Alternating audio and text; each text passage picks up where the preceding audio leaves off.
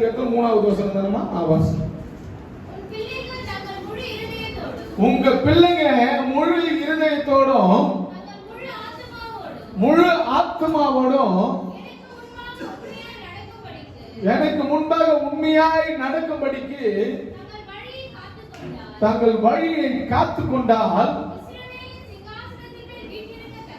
இஸ்ரவேலின் சிங்காசனத்தின் மேல உன்னை விட்டிருக்கும்படியாக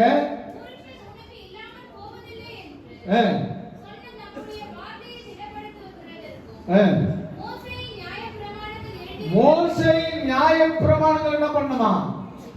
கை கொள்ளணுமா? அல்லேலூயா, அல்லேலூயா. வேதத்துல நம்ம பிள்ளைங்களுக்கு நாம சொல்ல வேண்டியது வேதத்தை படிக்க சொல்லணும். நம்ம வீட்டில் இருக்கும்போது வேதத்தை படிக்க சொல்லணும். அல்லேலூயா. நாம உட்கார்ந்து படித்து அந்த பிள்ளைங்களுக்கு சொல்லி கொடுக்கணும். ஆமென்.